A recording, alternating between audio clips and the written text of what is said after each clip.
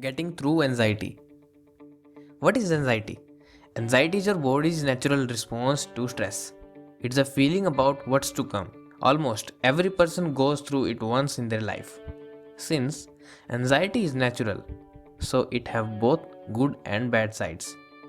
It prompts us to focus on potential dangers and respond to them in a way that keeps us safe, like running in front of moving cars, etc.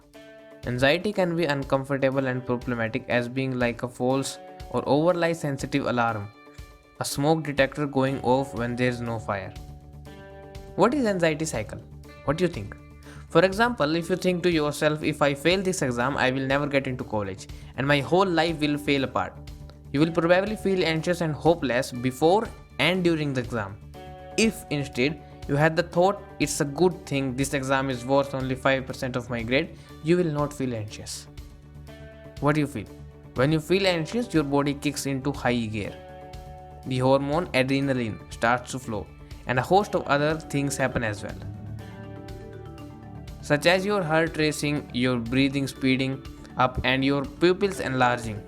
You might find these bodily sensations not only unpleasant but experience them as further proof that something is wrong. Although these physical changes might feel dangerous, they are harmless. What do you do? This third part of anxiety involves how you behave in the response to your thoughts and physical sensation. You will probably want to run away. It's perfectly normal to try to escape situations that make you anxious. This is a great plan for actual danger, but it can become problematic in the context of false alarms. How to break anxiety cycle?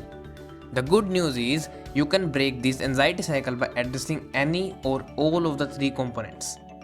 Managing anxiety is about building strategies to change your thoughts, calming your physical reaction, and facing your fears. These strategies are part of cognitive behavior therapy (CBT), a type of therapy that research shows help to manage anxiety. Question your anxious thoughts. Reality check your thoughts. Separate yourself from your thoughts. Calm the physical sensation. Abdominal breathing, the color game. Comfort your fears. Confront your fears. Key takeaways. First, emotions have three parts: thoughts, physical feelings, and behaviors. These parts are interconnected, and any of those parts can be a trigger that starts the anxiety cycle. Second, anxiety, like all emotions, can be adaptive. It protects us from harm in dangerous situations. Anxiety fades if you let it. Emotions are like a wave, they peak and then recede, even if you don't do anything to control or manage them.